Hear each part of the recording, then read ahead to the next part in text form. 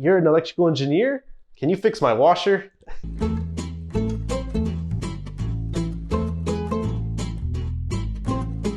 What's up, everyone? It's been a hot minute. I just finished telling myself that on the camera.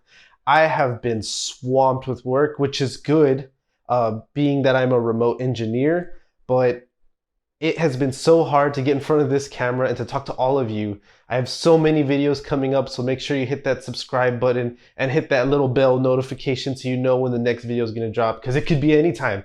I'm filming 2 right now. It might not be another 3 weeks till I film the next one. So let's dive into this video. I wanted to talk about 5 myths that revolve around electrical engineering. Some of these I heard starting as I went through college, and I still have some of these myths, these questions come up that are based on these myths even after graduating. So the first one is that when I would go home and visit family, they would always say, my dryer's not working, my laptop's not working, you're an engineer, can't you look at it or fix it? And I say the same thing now that I did then. Let me look on YouTube. Have you checked YouTube? Because really everything is on YouTube. I mean, you're finding this video on YouTube, and if you had a problem with your dryer, I'm pretty sure you can Google it, find a Reddit forum, or you can find a YouTube video, and it'll help you solve your problems, hopefully. And that's the thing. Electrical engineers can't really fix a lot of electronics. If you've grown up knowing you wanted to be an engineer, you probably were tinkering around with electronics. You would break them apart and learn how to rebuild them. I didn't do that. I know some people like me too that they didn't know they were going to go become an electrical engineer until college. I grew up wanting to be a firefighter, so I didn't think to mess with electronics growing up. So yeah, if you see an electrical engineer, don't assume they know how to fix electronics. It's first myth, but we can try. The second one is that engineering school is hard as fuck. Yes, it is. Engineering school for any major is, and I was told that mechanical and electrical are like the leading categories for and majors that you could take that are really hard. And I don't doubt it, because they're so diverse. There's so many random classes you have to take, from motors to things of circuits, and then vice versa for mechanical people. They have to take circuits also, and that's not something they signed up for, but that's part of the curriculum for most colleges. So engineering school is hard, but the myth about it is it's not that hard. There's way harder stuff out there.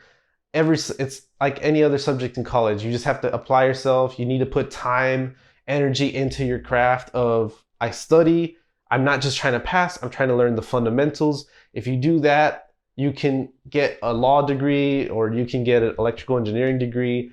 It'll take time. And you could fail a couple classes, but it's okay. The whole point is you don't give up, especially if you really want to get this degree, you want to work in the field, and you want to be an engineer, go for it. Do not listen to that engineering is the hardest thing you can go into. The third myth is that you have to be crazy good at math. I love math, but I wasn't like crazy good at it. I was getting C's in high school. I didn't take any AP courses. I hit Cal 1 in college, and I was like a freight train drinking out of a fire hose. It was hard. That class really broke me down, and I barely got a C. I did better in Cal 2 because I knew how to study for stuff like calculus, but Cal 1 was horrible. And I felt discouraged and didn't want to carry on in electrical engineering, but I didn't let that stop me. And I moved on, got through the class, got through another class, and so forth, and then I graduated. But like I said, I wasn't crazy good at math. I would see other colleagues, like it looked like they came natural to them. And I had to spend a lot more time in study rooms, going to tutoring, asking professors, sitting in other professors' lectures just to understand the same subject I was being taught. So like I said, it ties into that if you put the time and energy, you can get it done. Don't be afraid that you're not good at math. Why am I in engineering?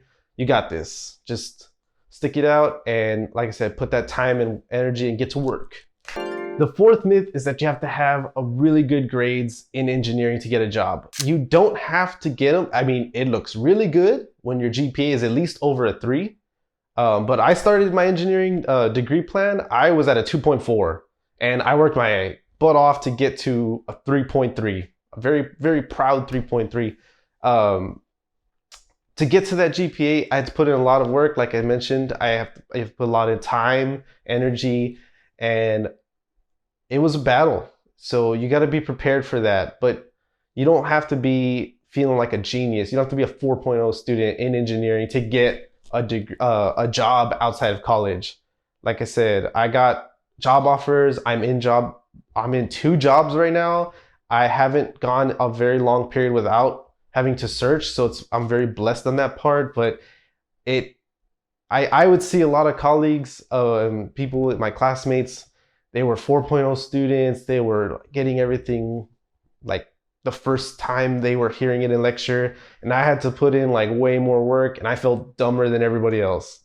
But I kept that to myself, that I felt dumb, and I tried to put myself in a situation where, like, let me lead a study group. How am I leading a study group? I'm not very good at it, but I would try to get better and teach other people things I learned, and it helped some of them that were struggling in the class, and that actually helped me, because if you can teach it, you're getting the concept pretty well. So don't think you have to be crazy smart to get the degree and get a job. As long as you try to keep your GPA as high as you can, at least over 3, but don't freak out if you're barely getting to a 3.0 GPA and you're about to graduate. There's plenty of work out there, and you just got to show that you're a hardworking individual. And the last myth, the 5th myth, is that if you're an electrical engineer, you're going to be always out in the field, and there's no way you'll be able to be a remote engineer. That is false. Because I thought that was actually true. I thought electrical engineers are always going to be out in power plants, or they're going to be looking at new builds, existing builds, looking at utilities, substations, all of that jazz. I thought, why would an electrical engineer be in 4 walls all the time? Well, a lot of us are design engineers or project engineers, and we do go out to the field occasionally, but there's a lot of times where we're behind a desk, behind these screens for 60 hours a week, and never go out to the field because they are considered design electrical engineers for many firms or companies around the US and the world. That's just how it is. Not every job is going to require the engineer to go out to the field. And I am very lucky because I am actually a remote electrical engineer. So not only do I not have to go to the field, I don't have to even go to an office. I'm here at home, and I get to spend a little bit more time, because you think you're going to be a remote engineer, you got it made, and you're going to be 9 to 5, and then you're at home already. Well, sometimes I'm working till 7, 8 at night, and I started at 6 a.m. So it has its trade-offs. Like, I wouldn't trade being remote for anything. Like, being a remote engineer is the absolute best, but I did think this wasn't possible. I thought electrical engineers were always going to be out in the field, and here I am living proof that I am working remotely like a computer engineer, but I'm an electrical engineer doing design work for a utility firm, and it's pretty awesome. And it also gives me time to create content I can put on YouTube and share with all of you. So be looking out for the other videos to come. I have so much to talk about, and I have life updates coming. I'm working on a real work week as a remote engineer, so hit that bell underneath subscribing so you can be notified when I drop that video. And yeah, that's it. And let me know if you have any questions or comments on other videos you would like for me to do based off of what I have already on the channel. And I'll see y'all later. You feel me, Ohms?